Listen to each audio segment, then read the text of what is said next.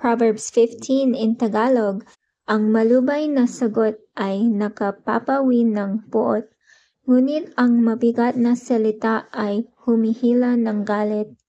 Ang dila ng pantas ay nagbabadya ng tuos ng kaalaman, ngunit ang bibig ng mga mangmang ay nabubugso ng kamangmangan. Ang mga mata ng Panginoon ay nasa bawat dako, na nagbabantay sa masama at sa mabuti. Ang dilang magaling ay punong kahoy ng buhay, ngunit ang kalikuan niyon ay kasiraan ng diwa. Hinahamak ng mangmang ang saway ng kanyang ama, ngunit siyang nagpapakundangan ng saway ay gumagawang may kabaitan. Sa bahay ng matuwid ay maraming kayamanan, ngunit sa mga pakinabang ng masama ay kabagabagan.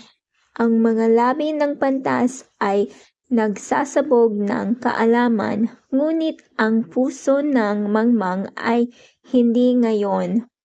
Ang hain ng masama ay kasuklam-suklam sa Panginoon, ngunit ang dalangin ng matuwid ay kanyang kaluguran. Ang lakad ng masama ay kasuklam-suklam sa Panginoon, ngunit iniibig niya ang sumusunod sa katuwiran.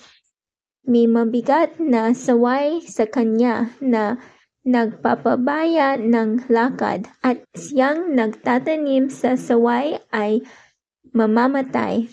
Siyol at kapahamakan ay nasa harap ng Panginoon. Gaanong higit pa na nga ang mga puso ng mga anak ng mga tao. Ayaw ang manglilibak ng siya'y sawayin, siya'y hindi paroroon sa pantas. Ang masayang puso ay nagpapasaya ng muka, ngunit sa kapanglawan ng puso ay nababagbag ang diwa. Ang puso niyang nag-uunawa ay humahanap ng kaalaman, ngunit ang bibig ng mga mangmang ay kumakain ng kamangmangan.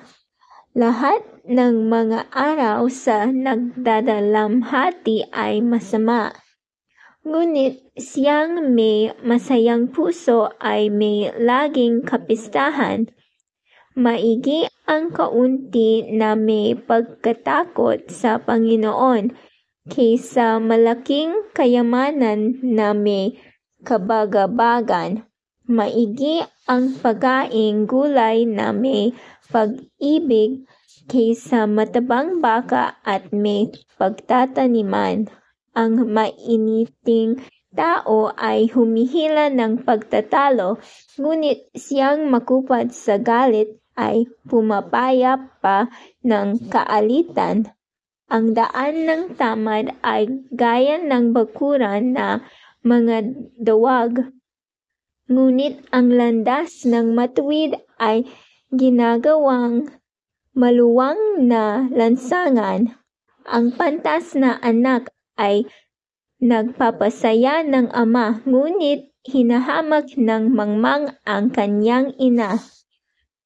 Ang kamangmangan ay kagalakan sa walang bait, ngunit pinatutuwid ng maalam ang kanyang lakad. Kung saan walang payo ay nagugulo ang mga panukala, ngunit sa karamihan ng mga tagapayo ay nangatatag. Ang tao ay may kagalakan sa sagot ng kanyang bibig, at ang salita sa ukol na panahon ay anong pagkabuti. Sa pantas ay paitaas ang daan ng buhay upang kanyang mahiwalayan ang siyol sa ibaba. Bubunutin ng Panginoon ang bahay ng palalo, ngunit kanyang itatatag ang hangganan ng babaeng baw. ang mga masamang kata ay kasuklam-suklam sa Panginoon, ngunit ang mga maligayang salita ay dalisay. Siyang sakim sa pakinabang ay bumabagagbag ng kanyang sariling sangbahayan, ngunit siyang nagtatanim sa mga suhol ay mabubuhay. Ang puso ng matuwid ay nagbubulay ng isasagot, ngunit ang bibig ng masama ay nagbubugso ng mga masamang bagay. Ang Panginoon ay malayo sa masama, ngunit kanyang dinidinig ang dalangin ng matuwid. Ang liwanag ng mga mata ay nagpapagalak ng puso, at ang mabubuting balita ay nagpapataba ng mga buto. Ang taingang nakikinig sa saway ng buhay ay tatahan sa gitna ng pantas. Siyang tumatanggi sa saway ay humahamak sa kanyang sariling kaluluwa. Ngunit siyang nakikinig sa saway ay nagtatamo ng kaawan. Ang pagkatakot sa Panginoon ay turo ng karunungan, at sa unahan ng karangalan ay nagpapauna ang pagpakakumbaba.